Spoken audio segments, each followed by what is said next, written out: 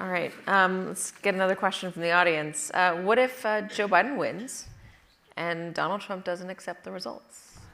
Oh, I know. I mean, that's definitely going to happen.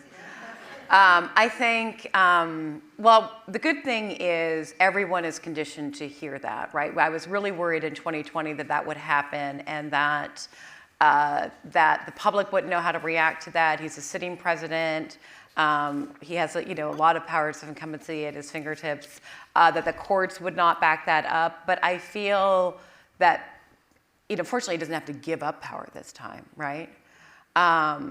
But we're going to have to brace for all of it again, brace for the court cases. I mean, there are some really effective lawyers on the Democratic side, Mark Elias sort of chief among them, that are preparing for this. And it's going to, it'll be the same kind of battle. The thing that I worry about is at the county level in some of these battleground states that they made changes, the Republican Party made changes where they could control county, the makeup, the composition of these boards, and some crazy, MAGA folks on these boards now that can make it uglier. But yeah, I would brace for that, from November 5th, I think the election day is the 5th, to the 20th of January. Not going to be, I'm worried about that. And remember when he got indicted and he tried to get everybody to come out and protest?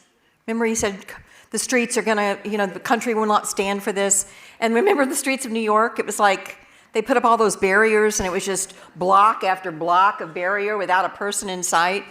I'm not saying, and I know a guy in Missouri who has been to 17 Trump rallies.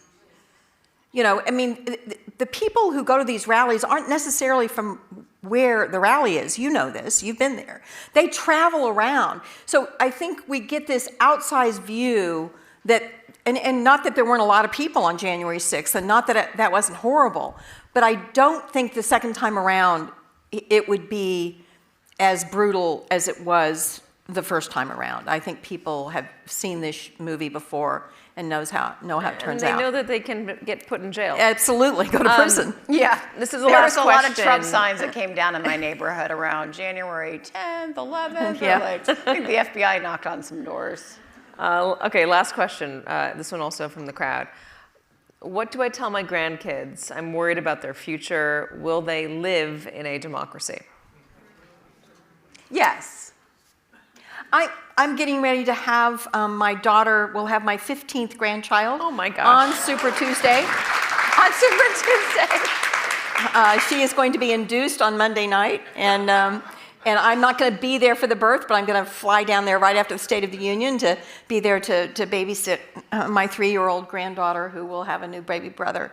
And I'm telling my grandchildren that the democracy that they live in will be up to them. And I think the more I was very blessed. I had a mother and father that had us all sit down and watch the evening news every night. And back in those days, this is how old I am, older than dirt, it was either Walter Cronkite or Huntley and Brinkley. We would sit down and we would watch the news for 30 minutes, then the TV would go off, we'd sit down and have dinner, and my parents would make us talk about it. What we saw on the news. They instilled in us at a very young age that the world was big, and it was bigger than our lives and bigger than what I wanted to wear to school the next day. There were things we should care about beyond our immediate family and our immediate friends. And so what I tell my grandchildren is find something you believe in and start working on it now. And if we instill that in our grandkids, then we don't need to worry about our democracy. We're going to be fine. And I do think our democracy will survive. I really do. This is a pothole. He's a big damn pothole, a big orange fat pothole. Have I said how fat he is? He is so fat. We all need to talk about how fat he is because nothing drives him more crazy than being fat. Orange hair, fat, orange face, fat. And so,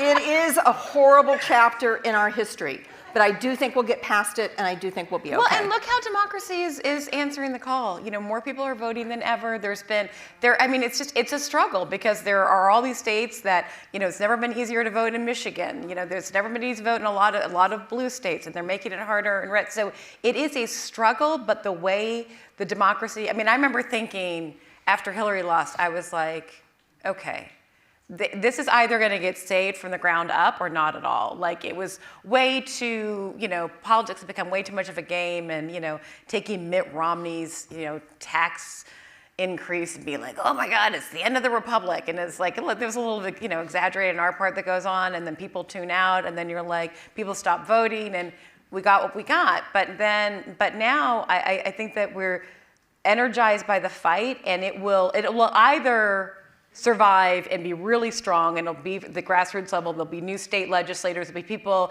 and Gen Z that are running, not just voting, but running for office. And I do think that, you know, I'm an optimist, but I do believe that is that trajectory that we are on. If we get through, if everybody hangs on and sticks with Biden and gets that done in November.